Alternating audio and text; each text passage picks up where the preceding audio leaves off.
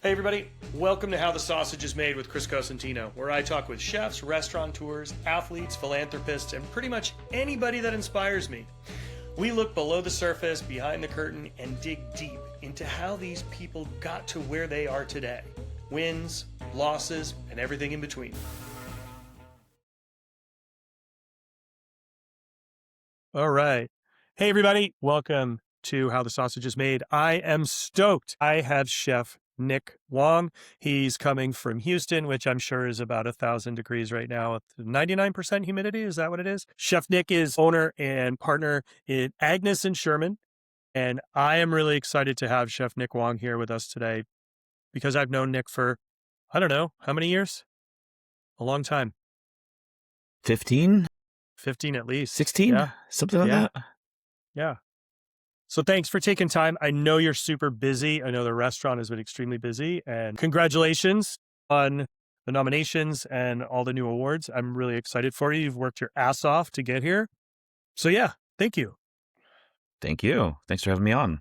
Of course, of course. So I want to start kind of at the beginning for you. Did you know you wanted to cook, or was this something that came on a bit later? How did it start? I've always wanted to cook. It kind of just started because I was a fat kid. You know, I think a lot of people just kind of started. It's like a very innocent thing. So, when I was in middle school, I kind of discovered that, if I cooked dinner for my family, both my parents were working. They'd get home like 6:30, 7, 8 o'clock at night, and then they'd have to start dinner. I figured out fairly early on, if I just cook dinner now, I can eat now. Like, I'll just cook dinner for the family now, and they'll have food ready for them when they get home, but I can eat right now because I'm hungry, because I'm a little chubby fat kid, and why not? And then kind of just snowballed from there, and I really enjoyed the, the first time I learned how to dice an onion, I was like, my mind was blown. I was like, oh, you're using the structure of the onion to create the little squares, just like real, like very specific nerdy things like that. Like, oh, wow, that's really cool. So from a child, what did you cook when you cooked for your family? Nothing crazy, spaghetti, jar sauce, I wasn't making anything from scratch like that. And, just real like roast beef, baked potato, some Chinese American classes, some broccoli beef and whatever. Obviously like little kid, Chinese kid, like you learn how to wash rice when you're growing up. So I already know how to do that. So yeah, it's kind of like that kind of like one pot meal kind of situation. Yeah. And then when I was in high school, was going to the college track, and I did kind of, test it a little bit. I asked my parents, like, hey, what if I wanted to go to culinary school? And they're like, you don't want to go to culinary school? I was like, yeah, I don't want to go to culinary school. I don't know what I was thinking, And then I went to college and kind of bopped around majors. And I think maybe my second or third year, I just kind of kept gravitating toward cooking. It was something I would do for my friends, for potlucks or for whoever. And I just kept on going back to this thing. And I kind of made the decision at that point, I'll finish, I'll get my degree, I'll graduate, but then I'm going to give it a real shot, because if I keep on coming back to this thing, it keeps on drawing me back. I should give this a shot. And so. And where were you at school at this time? Where did you graduate from? I was at UC Berkeley. Yeah, I was at Cal. I ended up switching majors to nutritional science because it was the closest thing I could get to, some sort of food degree. It was either that or dietitian. And I was like, well, registered dietitian, I don't think anybody would take diet advice from me, like straight up. But hey, that was just my mindset. So this was as close as I could get. And then when I graduated, I told my parents, hey, we had this discussion when I was in high school, but here it is again, 4 or 5 years later. I want to give this a shot. And they're like, okay, let's give it a shot. But, before culinary school, let's have you work for a little bit. Let's have you work for a year. Make sure you're not like romanticizing this just because you see some stuff on TV. All of my extended family, uncle, aunt, and even my extended family in Toronto, some of them all work in kitchens, restaurants, and it's one of these things that's it's a thing you do because you have to. It's not a choice that they're making, whether it's language ability, education level, immigration status. There's certain options that are available to them, and so that's the job that they fell into. And my parents knew exactly how hard that would be if I were to walk that path, especially having a college degree, a science degree from Cal, and you want to do this. So, hey, let's really hone in. Let's really make sure this is what you want to do before you really commit to this. And so, I look That's smart. for, I have to say, that's no, actually that's really fair. smart. And it was a fair decision, I would say, by your parents, because a lot of folks would, I think it's really important for anybody who's going to get into this business to actually work in a restaurant prior to committing to going to culinary school. Really understand how hard it is. And like you said, the romanticization of it, everybody's watching food on TV. It's hard work. Yeah. Straight up. Yeah. It doesn't matter whether you're, cooking in fast food or whether you're cooking in fine dining. It's hard work everywhere in between. It never gets easy. There's always something to deal with. And I think that's awesome that your parents were willing, still after that point, after you go and graduating from UC Berkeley, to say, you know what? I think if you really want to do this, let's make sure you really want to do this. And that's smart. Kudos to them. Yeah. Yeah, I was really appreciative of it. And I was, it's not that I was like disappointed that, I can't go to culinary school. Like, yeah, you know what? It's pretty smart. Let me see if I can hang. And if it's not for me after a year, then I'm glad I had this experience. But, obviously after that year, I was still really into it. And, where was that first ended year up going to spent? It's really funny. I applied everywhere for jobs. And for 3 months after graduating, I couldn't find a job. I got rejected from California Pizza Kitchen. Like I was just like, I'll be a prep cook. I'll do anything. And they're like, nah, we don't like your lack of experience. So we're going to pass on you. And I finally got to this place called Butterfly Bistro. They're opening up in Tan Fran. They used to be, they had a spot out in the pier called Butterfly. They're opening up a new, more casual concept in San Bruno. I went to this open call and I had my resume and I was like, at the end of my rope, I was like, listen, I know there's nothing on my resume. I know I have no experience, but I will do whatever it takes to just work in a kitchen. If you want me to chop onions for 8 hours or peel potatoes, I will do whatever it takes. Please just let me in. And the guy that I gave my resume to was a general manager. He's like, well, the executive chef is sitting right here, so maybe you talk to him. So I talked to him. He's like, yeah, I think I'd find a spot for you. And I got in there. I did my first 2 days at Butterfly on the pier. And the second day, he pulled me in the walk and he's like, hey, listen, we really got to get you to move faster because you're peeling these snap peas. It's taken you 3 hours to do this. I got guys here that can knock it out in 15 minutes. I was like, oh, and it's one of those, like, I have no idea what fast is sort of things. But yeah, that was my first job. I helped them open in San Bruno and then 7 months later helped them close it down. So that was a very interesting experience. All the while I was kind of pulling a few shifts at my uncle's diner in Oakland just to see what that was like before getting an actual, full-time job. And that was really eye-opening for me as well. So that was Rob Lamb, wasn't it? You were working with Rob Lamb at Butterfly. Yeah, I was working with Rob. Yeah.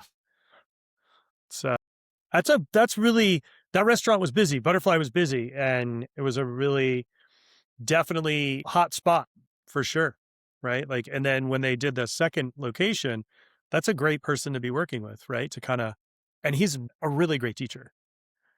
He's had guys work with him for years. Yeah. I actually didn't work that directly with him because I think his name was Bruce. Maybe his brother or cousin or nephew, like some sort of family relation was helping to run the San Bruno spot.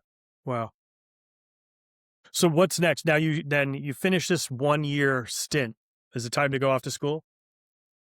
Yeah, I looked at different schools all over. I looked at the CCA in San Francisco. I looked at the one in Pasadena, the Cordon Bleu, all these other places. And then, I went to New York and I thought, CIA, it's going to be it. This is the big one. And I went on their open house and the campus is gorgeous. It's like November in New England, like the leaves are changing. It's right by the river. It's like sunset. It's like, wow, this place is so awesome. And we're going on this tour and the guide is like, oh, and here's our library. Here's our dry dorms. Here's a classroom. And I'm like, okay, cool. But where's the kitchens at? And we finally get, and this is a teaching kitchen. I'm like, okay, great. We're going to go in. And we just walk right by it. And then at the end of the tour, I'm like, I didn't really get to see anything. And I realized this tour is full of high school graduates or high school seniors and their parents. I think the guide is trying to sell them a college experience, like get your associate's degree, get your bachelor's. We are a legitimate, institution. Like, and I was like, well, I don't really need that. I have a college degree. And so while I was in New York, I went to go check out the French Culinary Institute, which is in Soho. And it was a 6-month like certification program, just like in and out. But I went there. The guide just dropped me off in a classroom and he's like, just hang out here. Don't don't burn yourself. Here's a coat. Talk to the chef instructors, talk to the students, and really just kind of like dig in, and whatever you want to see, whatever you want to know, please just ask. And it kind of sold me. I was like, 6 months versus 2 years, I'd rather take that extra year and a half as work experience, Yeah. What a difference, right? Like two complete different experiences that you could have had right there. And that kind of shaped you, right? Like is that where you met Dave Arnold?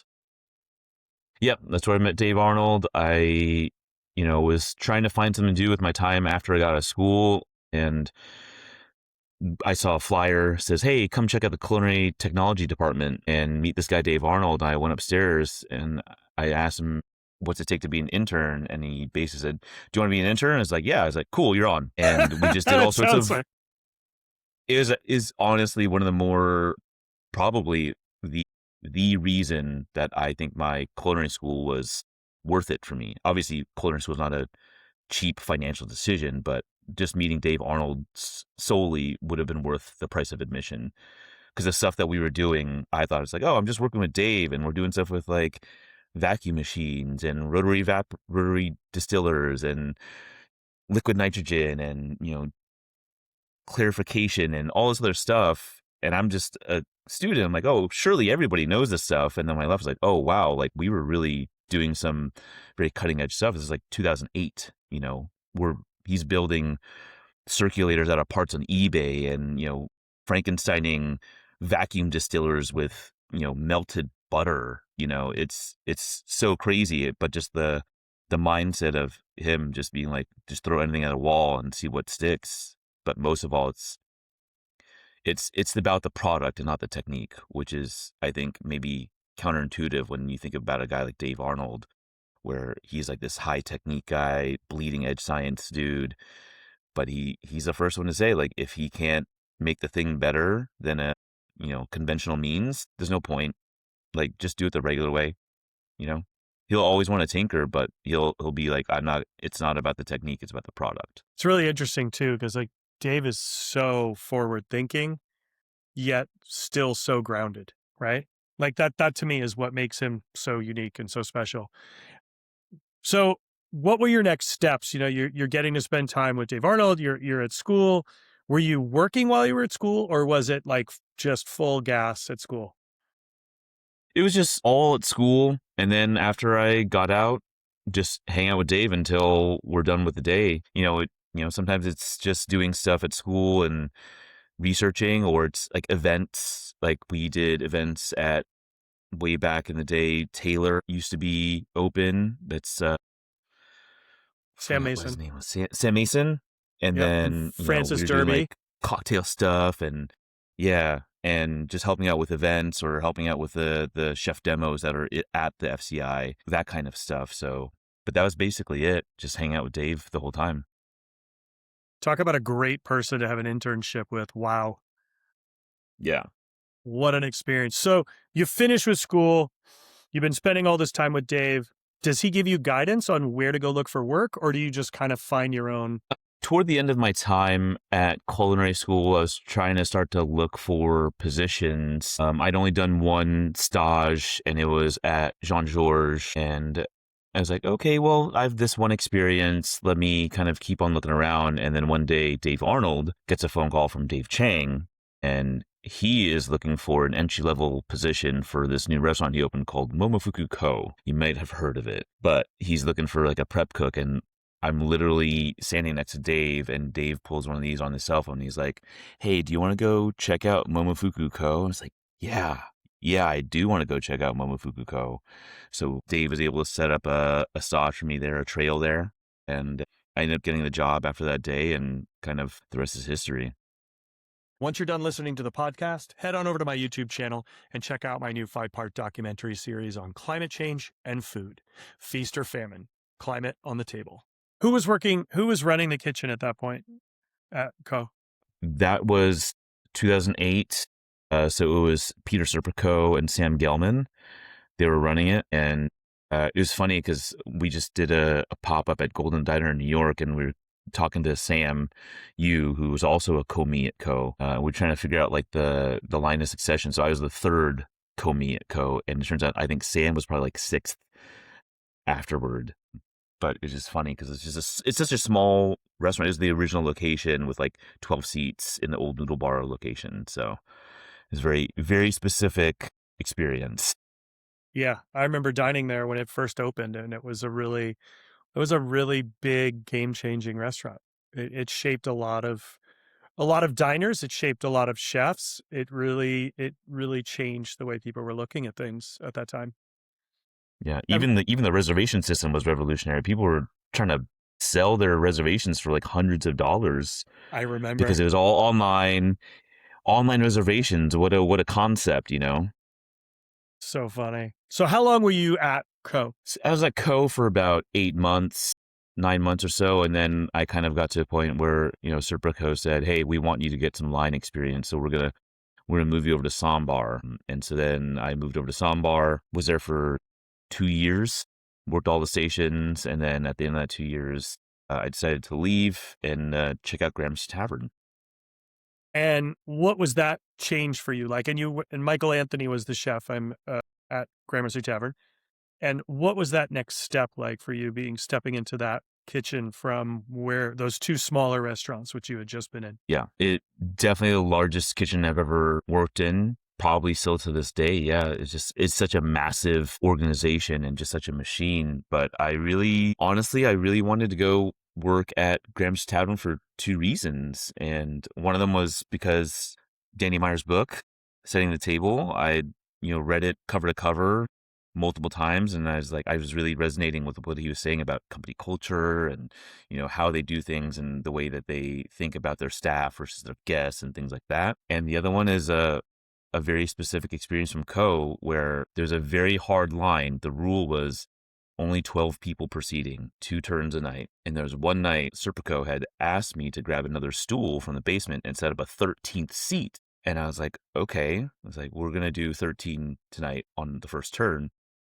I said, okay, who's this for? Because I knew the rule. And it was like famously, the rules did not get broken at Co because it's so tiny. And he said, it's for this chef named Mike Anthony. And I didn't know anything about him at that point, and I didn't really ask. I was kind of like, very scared and kind of running around all the time. It's like, okay, but the name stuck in my head that like, wow, Serpico would bend the rules for this one guy, so I got to see what this guy's about. Like, because the rule had not been broken for anybody else, so I really was intrigued, and it really stuck in my mind that I have to go see what he's doing. And yeah, and it was a really interesting time being part of a larger team. As a line cook at Sambar, you're one of 5, and then you go to Gramercy, you're one of like 12 to 14 for one service.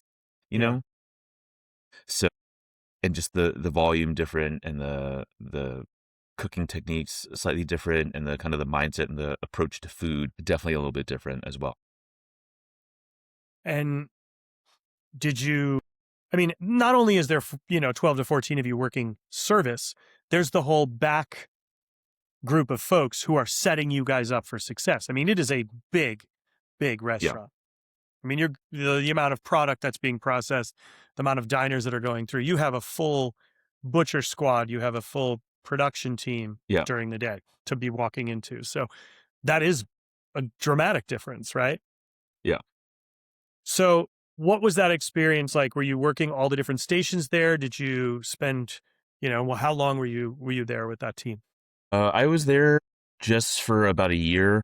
I started off in the tavern in the front side, so that's a more casual area, working with a wood-fired grill. First time working with live fire.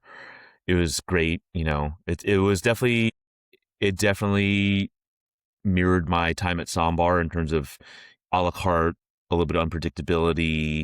So I felt very comfortable. And then I moved into the main dining room kitchen, which is the tasting menu.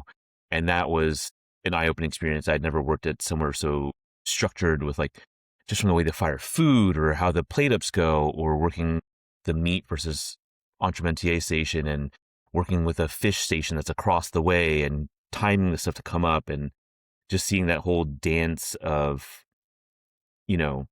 everything kind of hitting the pass at the same time, multiple people touching the plates and plating at the same time so it all goes out, and just seeing how clockwork everything was really intriguing to me. So you have, I mean, these are massive changes from spot to spot, which is really integral to growth, right? You start and you just see all these evolutions. I mean, but you also started at you're working at Co, which was such a small space, specific tasting menu.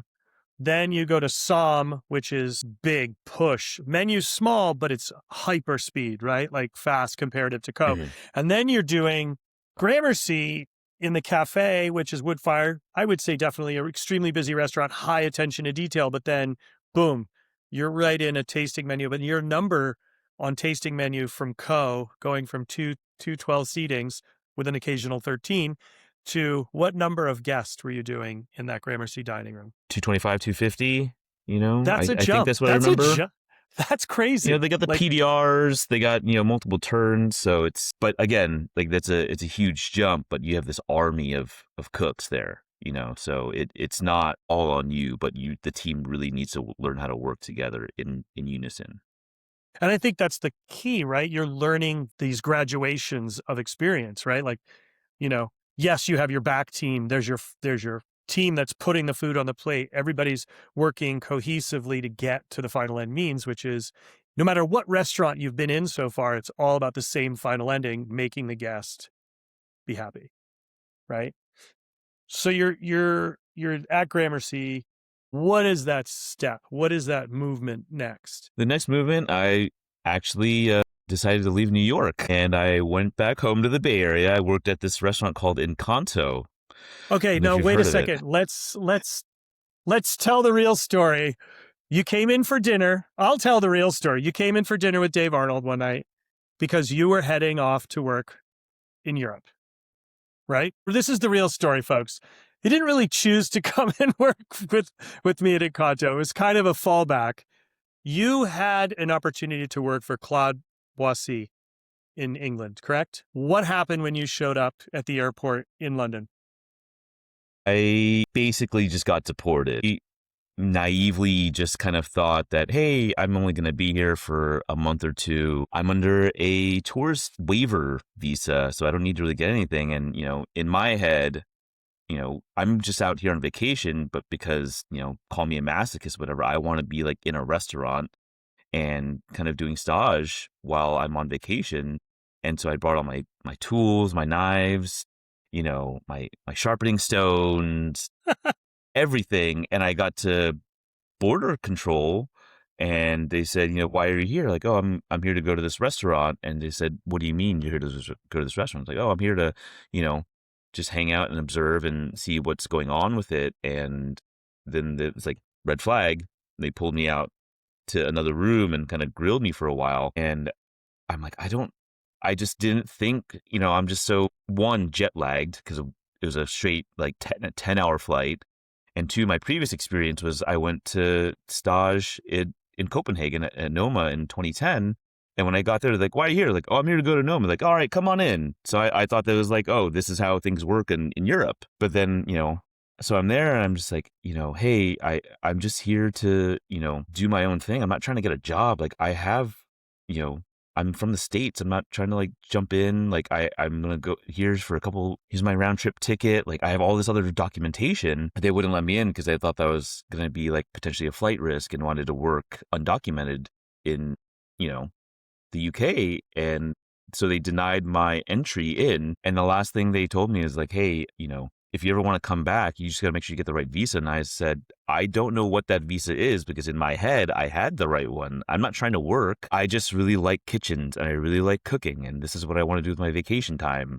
So I understand from their point of view, that sounds insane, but naive me in my early 20s, I was like, oh, of course they'd let me in. Cool. So I came back to the States. I basically did a lap. I flew, got to Heathrow. They didn't let me in. I flew back the next day on the first flight back out. I remember that very vividly the whole conversation of you and I sitting down. So I want you to talk a little bit about your experience. You went to Copenhagen and you got to stage at Noma. What was that experience like? It's pretty incredible. Like this is again early on 2010. By the time I got there in I think it was like August or September, they had just taken the #1 spot on the World's 50 Best for the first time. And I never really worked in that ultra fine dining space before, so I just kind of came in, you know, I knew I was representing, the restaurant Momofuku, so I was like, I need to be on my best behavior, so I just need to keep my head down and work hard. And it was really interesting from a point of view of just being able to see other folks in the kitchen with me, because being in New York, you're in this bubble. You think New York's the center of the universe. And then just working in Europe, like, oh, I'm meeting this guy from, Hungary. There's a guy from Mexico City. There's a guy from Spain. There's a Finnish guy. There's all these other, like a bunch of Australians. And it was just kind of cool to be able to interact and talk about food and restaurants and cooking with all these folks. Is almost secondary to the actual stuff that we were doing at the restaurant, and staying in a hostel, and two of the stages actually were in the same hostel with me. They're these Aussie dudes. So we just kind of became friends and kind of got through it together, And how long were you there for? just a month.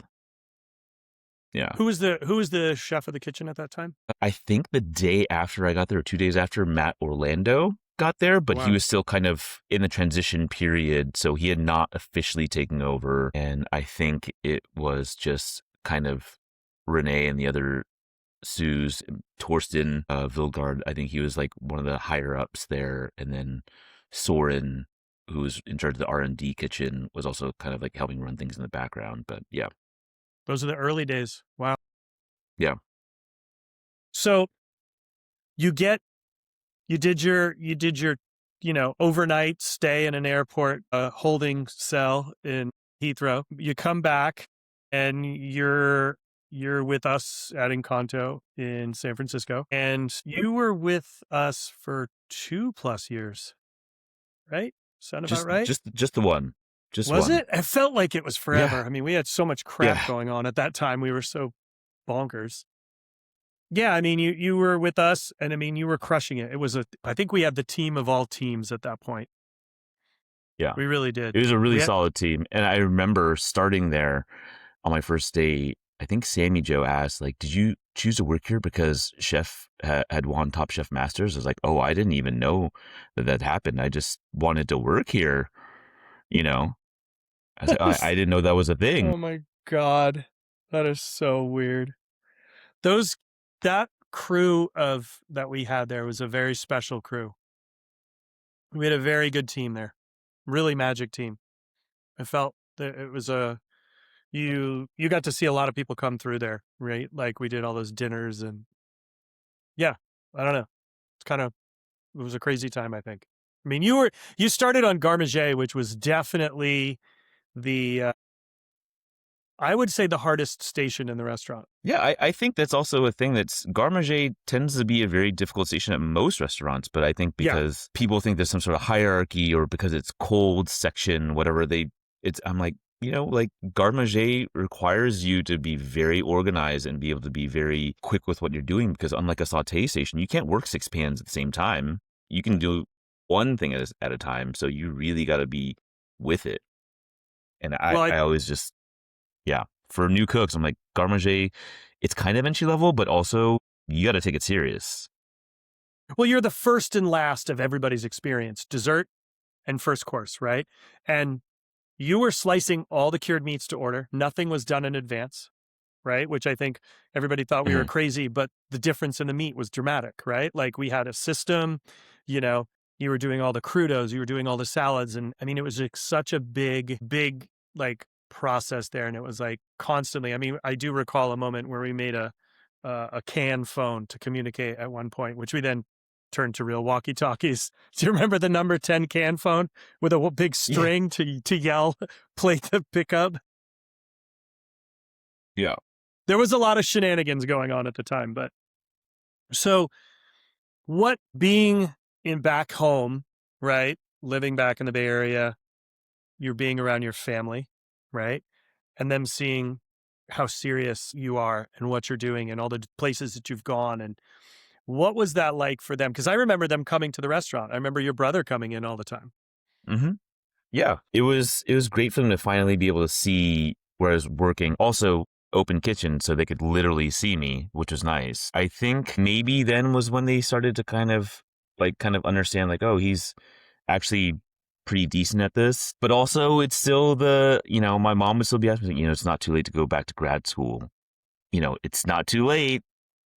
And I'm just thinking, what am I going to do in grad school? Take on a bunch of student loan debt and then go back right into cooking and try to pay off the student loan debt. Like, it's not, but my folks had different thoughts of, what I should be doing. So I get it, but this is what it So is.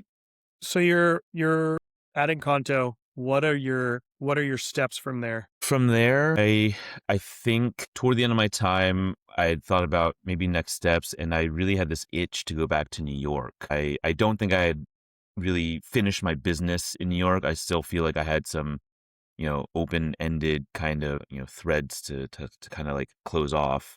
And so I started probing into trying to get back to New York, and that's when Matt Radofter, who was the chef at Sambar at the time, reached out and said, "Hey, do you want to come be a sous here?" And I said, I don't think I'm ready for it, but I'm interested. And obviously, the thing is always no one's ever feels like they're ready for it, And if you do feel like you're ready for it, this maybe you need to think about it a little bit longer Yeah. before you really think about like what you're about to do.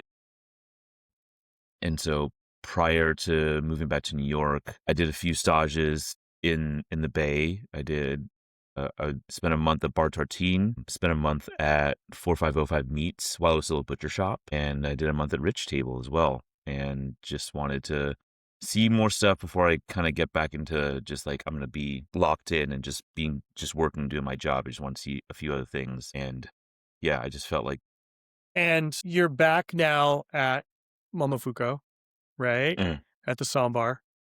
What is that like, the transition going back? I mean, you've got Bay Area product, Bay Area different style of cooking for sure, right? mhm. We all know that there's a dramatic difference, you know, but you're back in the city and you're in full swing. You're cranking.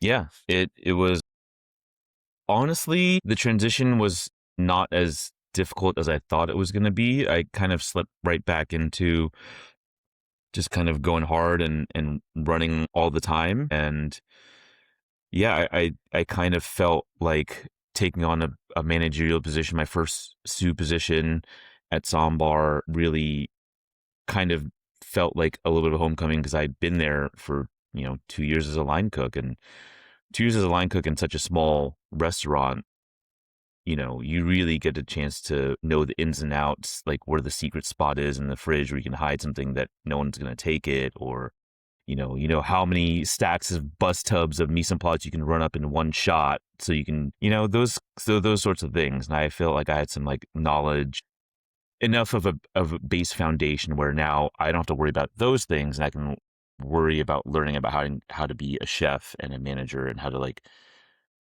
manage people. That's the new thing. What was that transition like for you? Learning to manage people, because that is ultimately once you learn to cook, once you learn the technique, and that's always evolving, right? We're always growing. We're always learning new techniques, whether it's we're reading or we're eating it and seeing it and learning it from somebody else, or you learn from your mistake. Managing people is by far, in my opinion, the most difficult part of our job. Yeah, and it's the part that no one really ever warns you about. Famously, that's always the thing that chefs talk about. Is like when I went to management, I didn't realize I'd have to deal with people's feelings and emotions and behaviors and try to make them all work together at the same time, and all this drama. And I honestly found it very rewarding. Because I knew what the company was like as a line cook, and I knew what the company was still like as a chef. And one of the things that I really wanted to bring in, and why I really wanted to go to Grandma's Tavern after leaving Sambar, was like I wanted to bring some of that kind of that some other back end hospitality to the staff. It's not just for the diners and the guests. And I wanted to see if I could, run a place that is famously very hard, especially in the kitchen, and run it with a little bit more compassion and empathy, and really wanted to see if I could do it. And I knew, because of my time there, I knew how to protect the cooks in very specific ways. I knew how to kind of like, steer people in a different direction so that they could be successful in such a, boiler pressure room or pressure, what I'm saying, a pressure cooker of an environment. Of course. Yeah. And keep them, safe and stable, and keep them learning, and just try to do it in a different way than had been shown to me. And I felt like I was pretty successful in it. I always felt a little bit like a square peg round hole situation, but I think my cooks all appreciated working under me at that time, because I think they saw what it could be. And when I'm there, it's a different kind of situation. And how long were you there? What was that timeline for you? It's almost 4 years I was there. I became the CDC after being there for a year, and I think it was, right up until 2017 or so. And then you made a pretty different, you went a different direction. I mean, I assumed you were coming back to California at some point. As a chef, I'm always asked the same question. What's your secret to making a restaurant quality dish at home? It's not just the ingredients, it's how you bring them to life, and it starts with the right tools. Heston's ProBond professional clad cookware collection will give you control, consistency, and confidence. It's cookware that makes you want to cook more. Check it out at hestonculinary.com and use my promo code COOKWITHCHRIS for 10% off your first order. I thought I was coming back to California too. When I ended up leaving Momo and New York, I felt like I had finally come to the end of my time. I feel like I had done everything I could do and wanted to do in New York. Very transparently, I was pretty burnt out. I was, coming off a bad personal breakup, and even just like leaving Sambar was a breakup in and of itself. And so I was like mentally not in a great place. And so I just wanted to take some time off, and decided that when I was going to go back home to California, I was going to do a little solo road trip across the country, because I'd never been anywhere in the middle at all. I'd always just been like staying on either coast, either for work or for family. So I did a little zigzag and got to see the country, and it was great. And it was a very kind of like spiritual kind of experience. And also that's also kind of what led me to Houston. So what was that? What drew you to Houston? What was it that made it feel like that was the right place for you to end up? So I ended up here because on that road trip, Houston was one of the stops. I had reached out to the only person I knew here in Houston, and his name's Chris Shepard. And he's like, if you're going to know one guy, it's a pretty good guy to know. Yeah. He rolled out the red carpet. I was here for a few days. I thought I had like a really pleasant experience, kind of went on my way, kept on driving through the country. Little did I know, I think I was being stealth recruited, because I thought we were just talking shop. And, I think something kind of resonated with him about my experience and the way I think about food and company culture and restaurants and things like that. So by the time I got back to California, he called me up and asked, how was your trip? Did you have a good time? And I was like, oh my God, the Southern hospitality thing is real. Like, no one's called me on my travels to check up on me. And then comes out, he's like, well, we're thinking about opening a new concept soon, and your name keeps coming up. And I was like, oh, okay. And I said, I'm currently living at home with my parents. I'm unemployed. So any option is kind of a viable option. So I'm open. And he flew me out. I checked out the city for a week, and not really his restaurants, but I just wanted to get a good feel for a city, because this is a place I'm going to live. I can go find a job anywhere, but I really want to find a place that I can live. And I really, really liked the diversity of the city. I liked, it just felt more freeing to be here. Like I could breathe a little bit easier. It's not the same pace as New York. And I got that all out in my 20s and early 30s, so I don't really need to fight for that anymore. And I just had a really good time. And at the end of that week, literal hours before my flight back to California, I said, I'll take the job. And we went to go take my headshots, dropped me off at the airport, flew back home to the Bay. 2 weeks later, I drove out to Houston, and a month later, we opened a restaurant called UB Preserve. And that's it. New history has been written. And yeah. I mean, UB Preserve, I ate there a ton when we were opening out there, and the food was great.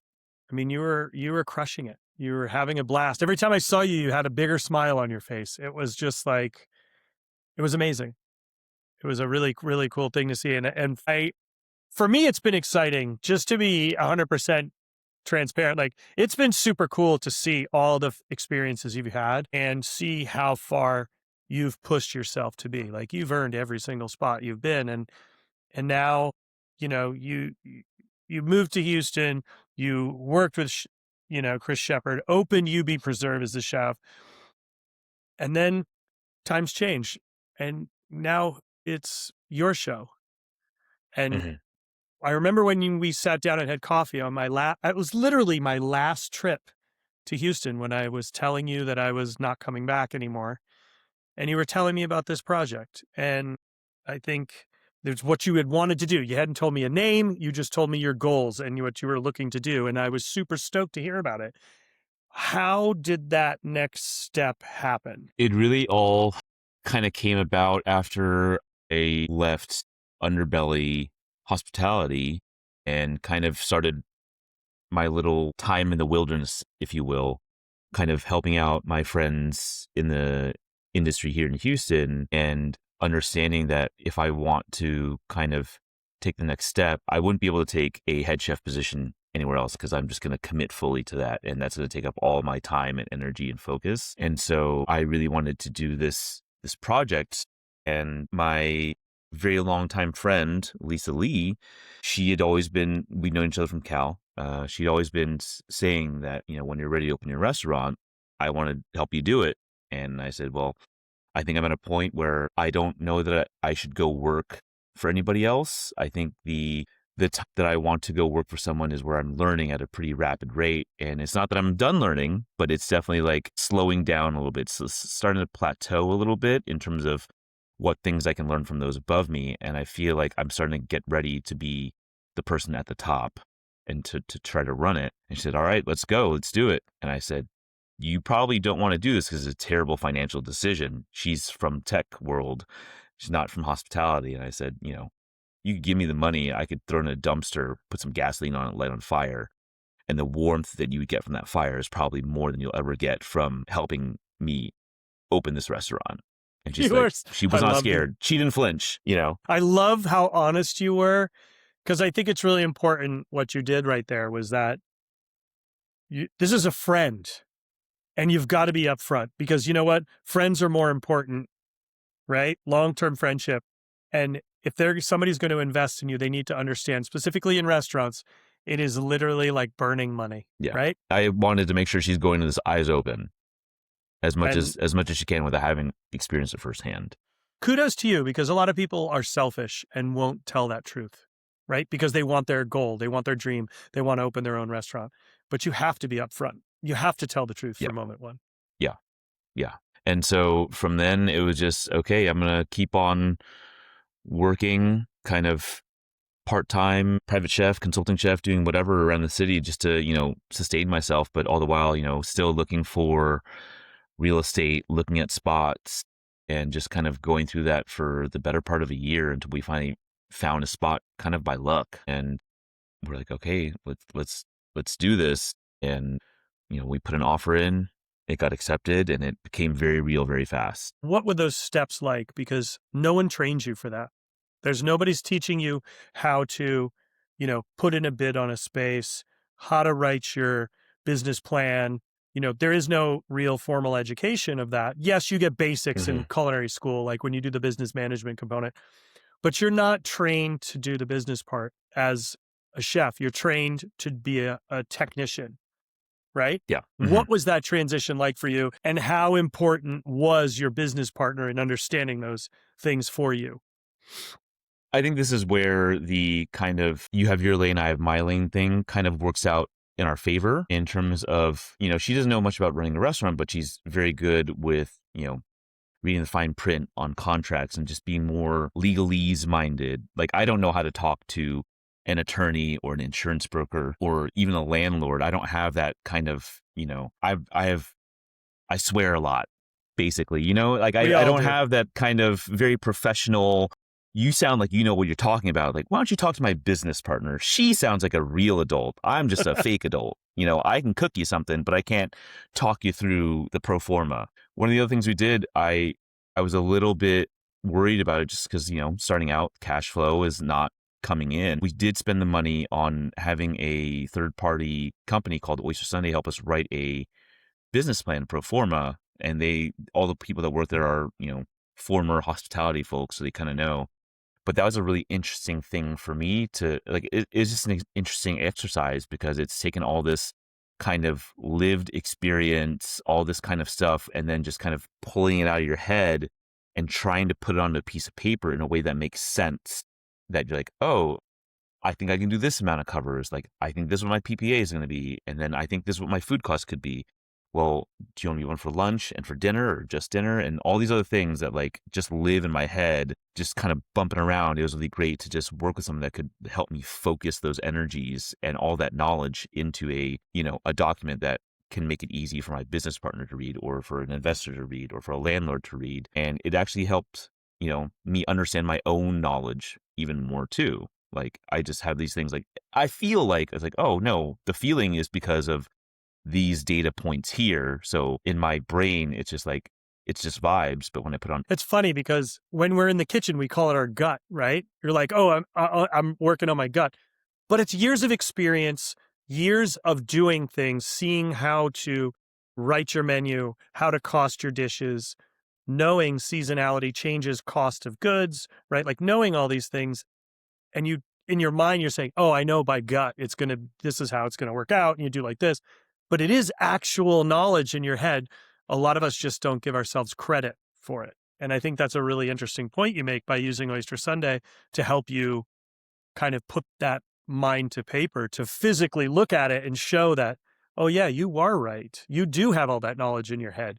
We just don't know how to articulate it. yeah, 100%. Yeah. That's awesome. And this process of signing lease to opening, how long did that take you? I want to say it was probably just under a year, I want to say.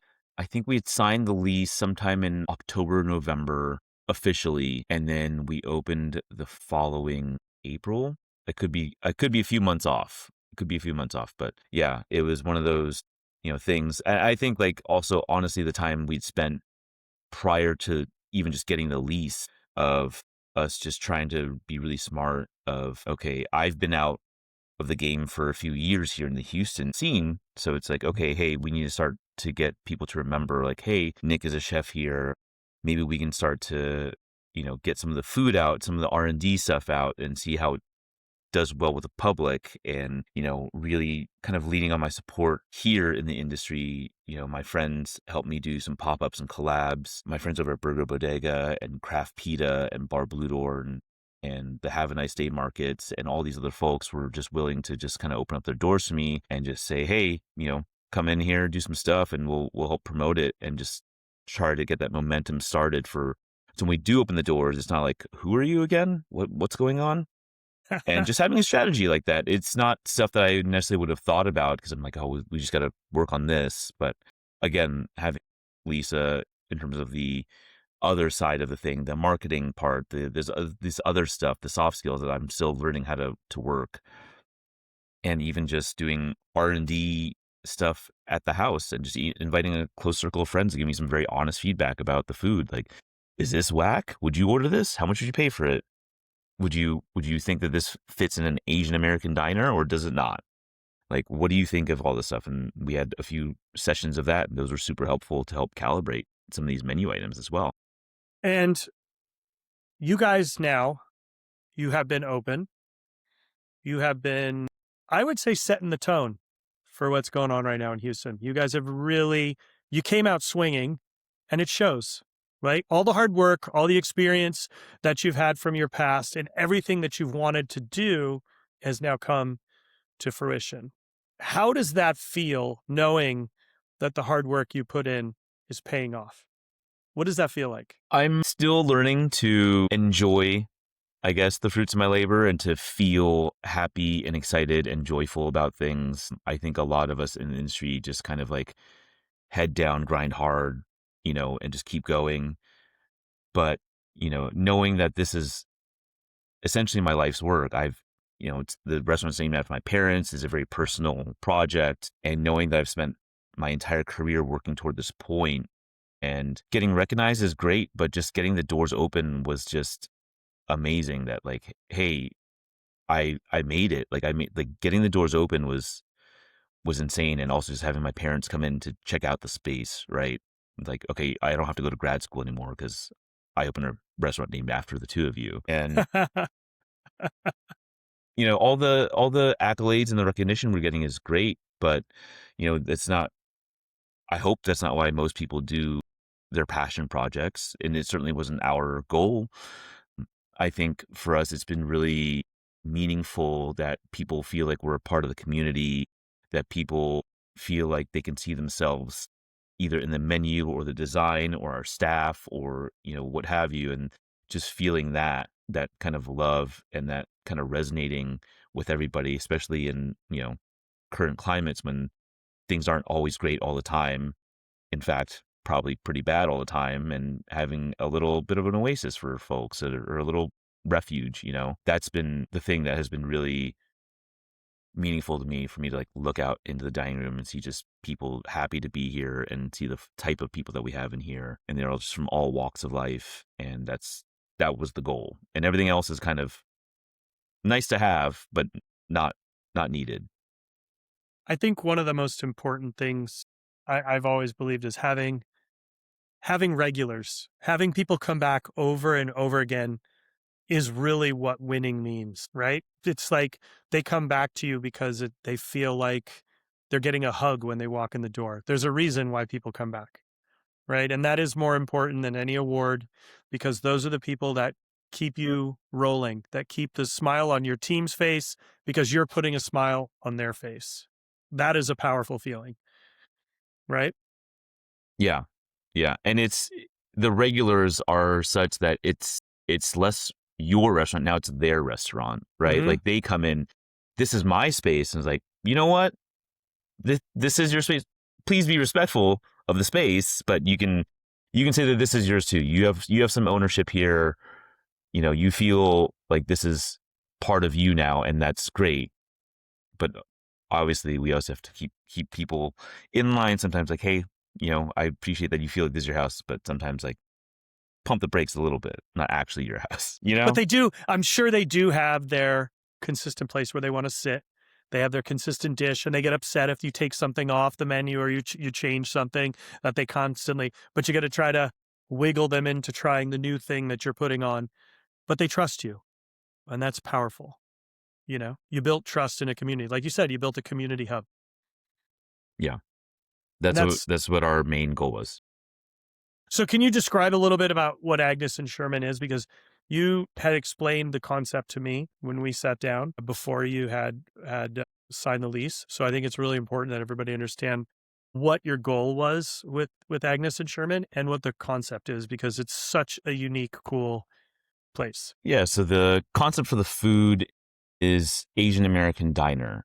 And I have thought a long time about this, about how, there's a particular picture in people's heads about what Americana is. And I think like you think about a diner, waffles, pancakes, burgers, omelets, like that is like the quintessential, growing up in the States experience. And I always thought that, there is this other lane of what it is to grow up in America, and, Americana, like who gets to say what that is or what that looks like. And there's this book by Jennifer Atley, it came out a while back, called The Fortune Cookie Chronicles. And there's a couple things that stuck with me. And one of them was that, the standard of Americana is American as apple pie. But then you say, hey, when's the last time you had a slice of apple pie? When's the last time you had fried rice or chow mein, orange chicken, beef and broccoli, a pot sticker, an egg roll? It's probably like last week. And this is a universal across the country thing. Like you can find a Chinese, American, Asian restaurant in any town in America.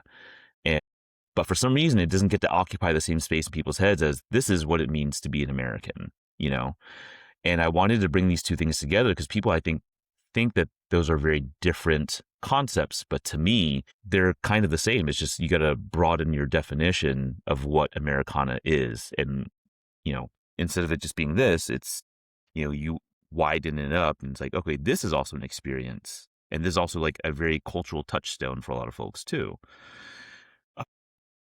So that's kind of the thought. I like to play with the food and, I hope it's not too kitschy.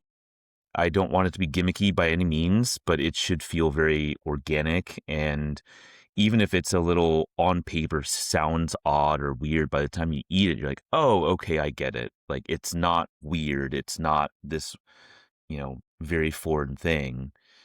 I mean, it's not the thing I think it is, but it's this great thing that I now want it to be. I love it. All right. So what's next for you? Are you planning more, or are you going to keep focused on this at hand right now? I mean, right now we're just focused on this. That it's hard to think of a second concept. I'm not in, the empire building mindset. I really just want to make sure that this thing is successful. I've told Lisa that, my metric of success, aside from any accolade, is really just like, if we can make it to the end of our lease and we close up the doors at the end of that lease, like, hey, we did a good job. We had a good run. And so that's the biggest focus for me. Anything else that kind of comes along the way in terms of a second concept, different, place, different location, it really just has to make sense for us. I'm not in any rush to open a chain of Agnes and Shermans, nor do I think that it's necessarily, that I should. I mean, things could change. In a few years, talk to me again. Maybe there's like 10 of these things, but right now it's just so personal. It's so close to me and so intimate that it's hard to think of, expansion like that. I'm stoked to hear you say that, because too many people in our industry start something, it starts to show the success, and they just want to make more.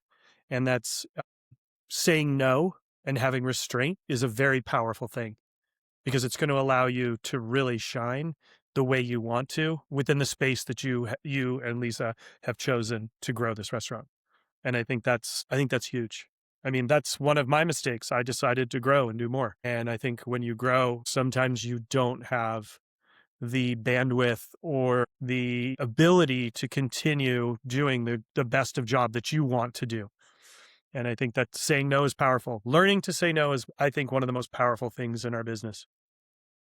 Yeah, 100%. And we've had the conversation of, we can say no to things and don't think of it as a negative, but it just makes your yeses all that more meaningful. When you decide to say yes to something, you're like, wow, I can really put forth the effort and really do it and commit to it in the way that I want to on my own terms, because I've been able to say no to all these other things. When I say yes to something, it's going to be like, let's go, Exactly. Perception versus reality on social media. What's your thought? Perception is reality for folks that are outside of it.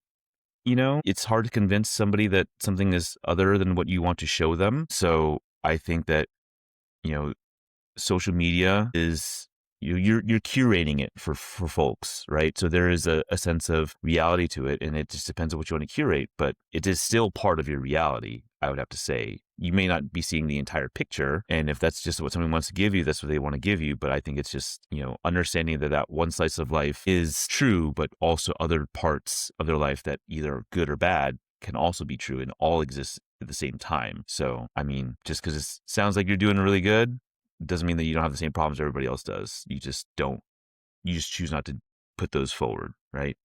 Yeah, I think that's really well put. What has been your worst professional mistake? Wow. Worst professional mistake. Honestly, I feel, because this is advice I give to all cooks that ask me for a piece of advice, it's always, hey, stay a line cook for, at first it was stay a line cook for as long as you can, then became stay a line cook for as long as you can afford to, because it is what it is. Like, you got to survive. I think I would have liked to just remain a line cook for maybe another couple years before kind of stepping up. I'm not that, it's not that I have any regrets of my path, and I wouldn't change it for anything. But if I had to say, if I could have worked in one other kitchen, again, that is very different from my previous experiences, like the transition from Sambar to Gramercy to Encanto, you know, having something else like just to add to my own knowledge base and my experiences and just to be able to see new things, I think would have been a lot of fun. What has been your most memorable meal? Most memorable meal? Just because it's so top of mind right now, I would say the dinner I had at Kabawa with Paul Carmichael, because he's such a good dude and his food is just so good. I guess let me think about in years past, like what was honestly just anything that somebody makes for me at home. A home cooked meal is the one luxury that you can never get as a chef because you don't have the time, you don't have the energy. If somebody else wants to do it for you, they're always intimidated, like, oh my God, I'm cooking for a chef. And you're like, you don't understand. You can throw True. some frozen vegetables in a pot and, make me some spaghetti and jarred sauce. I would be so stoked to have that. But the home cooked meal, That's very true, because definitely people are afraid. What won't you eat? I don't think I've come across something that I won't eat just yet. I've eaten quite a few things. There's things I just don't eat because allergies or whatever, but I think I'm pretty game on most things. I think I'd like to try everything at least 2 or 3 times, unless there's some huge moral ethical dilemma about me eating the thing. I think that's the only thing that would turn me off. But if it's like just a weird challenging texture or flavor or smell, I'd want to have it a couple times just to make sure that the first time I got it, maybe the person making it isn't the best practitioner of that, like maybe you get an off day. So Yeah. If you could eat with anyone, with us or gone, who would it be? I mean, I'm pretty sure everyone says Bourdain, so I'm for obvious reasons that's always at the top of everyone's list. I think I really like to eat with, I guess, Harold McGee, I mean, Uncle it's not Harold. like it's not like you haven't eaten with Harold before. You cooked for him a ton at the Yeah, restaurant, yeah, but that's a good one. but I mean, his thought process on food is so unique and so special, but it's also not overly thought when you sit down with him too. You remember when he used to come to the restaurant, we used to cook for him. He never sat there and analyzed. He enjoyed his experience, which I think must be really hard for somebody who is very specifically about the science of food. yeah, yeah, it's all food nerdy stuff. Yeah, I'm sure I'll probably think of something after this. And I'll kick myself like, oh, why didn't I say? There is no right or But wrong answer. Biggest culinary flop. What dish tanked? ooh, I put on a chicken fried steak on the opening menu for Agnes and Sherman, and it definitely needs still some workshopping, but I took it off more so as like a menu engineering kind of viewpoint. I had another steak on the menu, and I'm like, well, what am I doing? I'm not a steakhouse running 2 steaks, even if one is like a country fried steak, a chicken fried steak it's different, but still. So I was like, okay, well, I'm gonna take this one off. Yeah, I think that's one. Favorite cookbook? It's probably the Fat Duck Cookbook, and it's not necessarily from a learning recipes or technique standpoint, but it's just seeing how this guy, Heston, came from not a hospitality background and kind of approach food in this very different way with their very different viewpoint to just like think about things that, conventionally trained chefs wouldn't. Like, I see these molecules are the same in white chocolate as they are in caviar. Let me see if I can put these together and Wow. maybe they'll taste good. Whereas prior to that, if you said, hey, I'm going to put caviar with white chocolate, everyone would be like, yo, you're insane. But there is a very specific reason why you wanted to try that. I think that kind of like a little bit that science-based kind of approach and just kind of going at stuff and not immediately shooting it down and being like, well, why not? Like, can we just try it? And if it sucks, like, sure, we'll stop. But I think that has been a very cool thing to have read in my younger years as a cook, just to think about things differently. Yeah, I think who would have ever thought to study the molecular components of chocolate? And I mean, you wonder how some of those combos came. That makes sense why, right? Like, I would have never thought that. But I also didn't have the science background to understand it either. So, yeah, wow. I would have never thought of that book from you. That's, Hmm. I don't know. But it makes sense with your experience with David. It makes sense. Huh. Sorry. Favorite kitchen smell? Wok hay. I love that I can, like, when the cooks are nailing it and I can basically almost smell it from outside when I'm walking in and they hit it.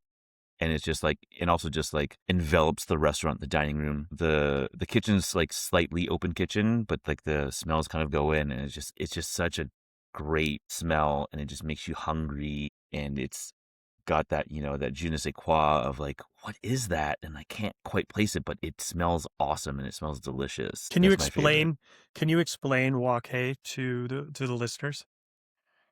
Yeah, it's called the breath of the wok. And I'm probably going to get a little bit of the science wrong, but I think it happens when you have this basically jet engine of a burner underneath your wok, and it's the carbon steel and your oil and things are kind of being tossed constantly in the wok. And so as the oil and some other particulate matter kind of hits this jet burner flame, it kind of licks over the edge of the wok. It kind of just, vaporizes into this mist that kind of just like tastes kind of smoky, kind of savory, but you can really only achieve it at these like very high temperatures. And like these, flavor molecules fall back onto the food and they kind of like get really in there. But it's not something that you can just kind of do on the first shot. Like if you have too much oil, your wok is overloaded, or like this and the other. There's a little bit of art to it as well as science. But when you nail that sweet spot, it just smells so good, and it just makes anything that comes out of that wok so delicious. There's nothing like it. There really isn't. Thank you. Because a lot of folks may not know what that is, right? Even though we do have a lot of culinary professionals that listen to this podcast, I don't think that term is something that most folks may have heard before. So must-have kitchen tool. Tasting spoon, I feel like that is above all else like the most useful tool. I mean, I know like I could say cake tester because I like using cake testers, but I think in terms of gadgetry and tech stuff, I think really just a simple spoon so you can taste what you're making, because ultimately what that's going to do, that's going to create your palate. The more you taste something, the more you taste stuff, that you understand what your palate is. And I think it's a good way for cooks to kind of start to develop their own perspective or viewpoint on things in a space where they're just expected to be basically robots and just crank out this food. You understand what it is to taste something and have it meet your chef's expectations versus maybe what you think could be done with a dish. Like maybe this needs a little more acid, maybe this needs a little more salt, maybe this needs a little more herbs, maybe this needs a little bit more fat to carry the flavor, and it's just kind of like subconsciously kind of helping you build your own kind of library. So when you do go out and you do your own thing, you kind of maybe subconsciously, if not consciously, know where your tastes lie and what kind of direction you may want to go in. And I think that's helpful beyond just learning how to use, an immersion circulator, or like you have your favorite fish spat, or, whatever. But just like that's you're exercising your muscle, I love that. One piece of advice you give to every young cook. I think you said it earlier. I said earlier, stay a line cook for as long as you can afford to. Once you kind of take that next step into management, as we discussed, you stop to learn more about food at the same rate. And it's become learning how to deal with personalities and learning how to manage stuff, which is still very good things to learn. But I don't think anyone really gets into this field because that's the thing that they want to do.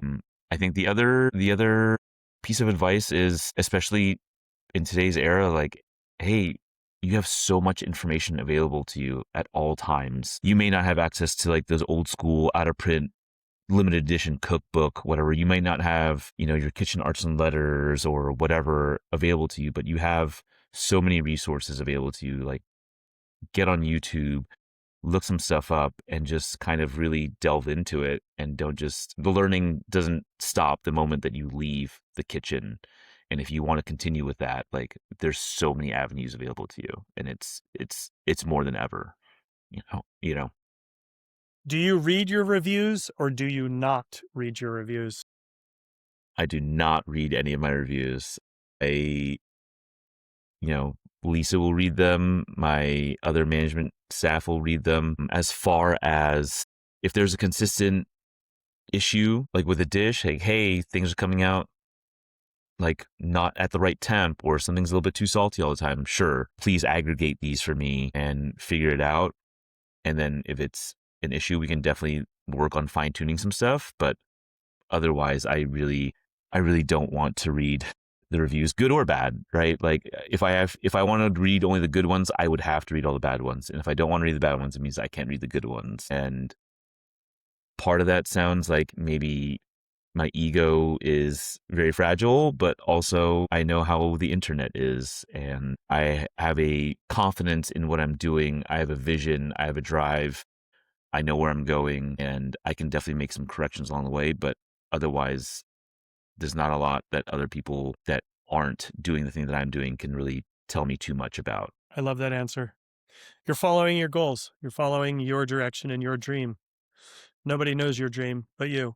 And I think that's important that you know that and you recognize that, because we're not always going to make everybody happy. We're not TGI Fridays. We are not Cheesecake Factory, which menus are massive. Their goal is to make everybody have something.